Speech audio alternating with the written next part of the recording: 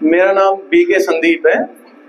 मैं भिवानी का रहने वाला हूँ, सेवानगर कॉलोनी है और मेरा काम है वो ट्रांसपोर्ट का है। नीमराणा राजस्थान में बावल के पास में पड़ता है, वहाँ मेरा ट्रांसपोर्ट का काम है। घर मेरा भिवानी का, इसलिए सैटरडे संडे यहाँ आता रहता हूँ और नीमराणा में भी बाबा से जुड़ा हुआ हूँ और यहाँ भिवानी में भी बाबा से जुड़ा हुआ हूँ। अब बात आती अनुभव की। दीदी जी ने बोला कि अपना अनुभव सुनाना है, तो अनुभव ये है कि हम बोलते हैं खाली बैठा दिमाग शैतान का घर, खाली बैठा दिमाग शैतान का घर। जब भी हम खाली बैठते हैं तो नाना प्रकार की वेस्ट फालतू की बातें, व्यर्थ संकल्प चलते हैं और व्यर्थ ही हम कार्य करते हैं।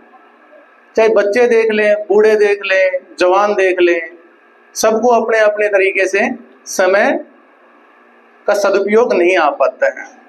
ये मैं आपको ब्रह्मा कुमारी से जुड़ने से पहले की बातें बता रहा हूँ। जैसे मोबाइल में हम अपना समय खराब कर देते हैं और फालतू की व्यर्थ बातों में, परनिंदा में, किसी भी तरह से। तो मेरे जीवन में ये ब्रह्मा कुमारी से मैं सन 2013 में जुड़ा हूँ, बाबा से 2013 में जुड़ा हूँ। उससे पहले मेरा काफ़ी अग्रेसिव रहा करता था दिमाग, द्वेष की भावना, ये सारी रहा करती थी। बाबा के घर में आने के बाद में सन 2013 में मैं बाबा से जुड़ा। 2013 से कंटिन्यू आज तक चल रहे हैं। न सिर्फ मैं, मेरा पूरा परिवार ही चल रहा है। जो दीदी जी ने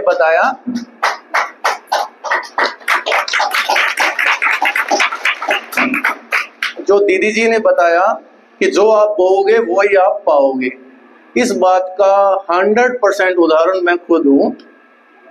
मैं बाबा के ज्ञान में आने से पहले मात्र 20,000 रुपये की नौकरी किया करता था और तरह तरह की बातों में फंसा हुआ था। एक डॉक्टर ने भी मुझसे कंसल्ट किया कि बोला आपको ज्ञान की सख्त जरूरत है, नहीं तो आपकी जिंदगी में व्यर्थ बातें इतनी घुस जाएंगी कि आप जिंदगी में आगे नहीं बढ़ पाओगे। उनकी बातें सुन के मैंने पूछा कि ऐसी कौन सी जगह है जहां पे मैं अपने जीवन को परिवर्तन कर सकता हूँ। बहुत सी संस्थाएं, बहुत सी धार्मिक संस्थाएं हैं, मंदिर हैं, मस्जिद है, सभी चीजें हैं, बहुत से बाबा हैं, साधु संत हैं, हर घर में, हर गांव में मिल जाते हैं। लेकिन इस संस्था की खासियत ये रही कि यहाँ डेली ज्ञान सुनने को मिलता है। जब तक हम डेली खुराक नहीं खाएंगे, डेली खाना नहीं खाएंगे, जब तक हमारा जीवन बदल नहीं सकता है।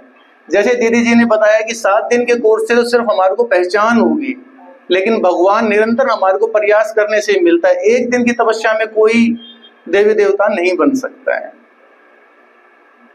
दूसरी एक कहानी के माध्यम से बताता हूँ, शायद दीदी जी ने आपको सुना रखी होगी कि भाग्य कैसे बदल रहा है और जो मेरा कैसे भाग्य बदल रहा है। एक बार एक बहुत बड़ा पुजारी हुआ करता था, वो भगवान के पास में रोज जाया करता था, लेकिन उसके दिन नहीं बदल रहे थे। अचानक भगवान ने उसको साक्षात्कार दे दिया। भगवान हम किसी भी रूप में पूजते हैं, जैसे हम कान्हा को भी पूजते हैं, शिव बाबा को भी पूजते हैं, सबको पूजते हैं, जिसकी जैसी श्रद्धा। भगवान ने साक्षात्कार होके बोला कि बच्चे तेरा तो समय ऐसा चल रहा है, 50%, आधा जीवन तेरा दुख में है और आधा जीवन तेरा सुख में है। आधा जीवन तेरे को कंगाली गरीबी रहेगी और आधा जीवन इतना सुख रहेगा, धन, गाड़ियां, बंगले, कोठी, नौकर चाकर सब मिलेंगे। तो बता तेरे को पहले क्या चाहिए? उसने बोला बाबा मेरे को 1 दिन का समय दो, मैं घर जाके अपनी बीवी बच्चों से पूछ के आप लोगों को बताऊंगा। बोला ठीक है, 1 दिन की तेरी छुट्टी। वो घर गया, अपनी माँ से, अपनी बीवी से, अपने बच्चों से बातें करता है, पूछता है कि हमें क्या करना चाहिए। आधा हमारा दिन, आधी हमारी जिंदगी दुखों की है और आधी जिंदगी सुख की है और बदल नहीं सकता, यह भी पक्का है। तो हमें क्या लेना चाहिए? पहले क्या लेना चाहिए हमें? पहले सुख लेना चाहिए कि दुख लेना चाहिए? क्योंकि एक बार सुख भोग लिया तो दुख नहीं भोगा जाएगा। सुख भोगना आसान है, दुख नहीं भोगा जाता है। तो क्या लेना चाहिए हमें? पहले दुख लेना चाहिए।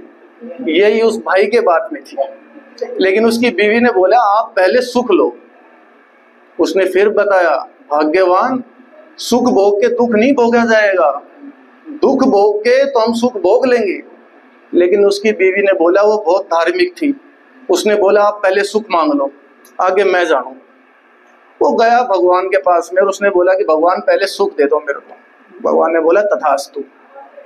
अगले ही दिन से उनके भंडारे भर गए, अथाह पैसा आना शुरू हो गया। जिस भी काम में हाथ लगाए वो सारा बरकत होते चली जा रही है, धंधा बढ़ता जा रहा है, दिन दोगुनी चार चौगुनी पैसा आता जा रहा है। चलता रहा, निरंतर चलता रहा।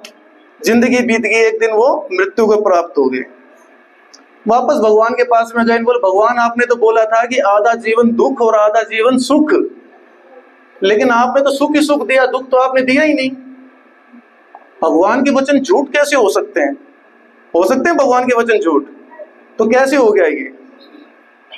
तो भगवान ने बताया जो तेरी जो बीवी थी ना, ये बहुत पुण्य कर्म करती थी। जैसे धन आया ना, उस धन को गरीबों में बांटना शुरू कर दिया, भंडारे लगाने शुरू कर दिए, गरीब कन्याओं की शादियां करा दी। जैसे ही धन आया, तुमने धर्म के ऊपर चले, पुण्य का भंडारा तुमने इतना ज्यादा भर दिया कि उस पुण्य का खाता तुम्हारे को वापस मिलता चला गया। तो दीदी जी ने जो आज बताया है, ये उसी स्टोरी के माध्यम से मैं बता रहा हूं कि जो हम बोएंगे ना, वो वापस हमारे पास में आएगा। तो वो दुख उसको सारे कट गए, वो सारे सुख में ही मिल गए उसको। ऐसा ही मेरे जीवन में हुआ। मैं मात्र 20,000 की नौकरी करता था नीमराणा में ही। बाबा के पास में आने के बाद में दीदी के बताए हुए उपचार के साथ में जो दीदियां बता रही हैं, वैसे मैंने भी अपना कार्य स्टार्ट किया। हर काम में बाबा को आगे किया, सबसे पहले बाबा के लिए निकाल के रखा। आज भी मेरा शुरुआत से, अमृत वेले के बाद से, जब भी मैं घर से चलता हूँ तो बाबा की हिस्सेदारी दे के चलता हूँ कि बाबा मेरे दिन की पहली कमाई, मेरे दिन की पहली रकम आपकी है बाबा।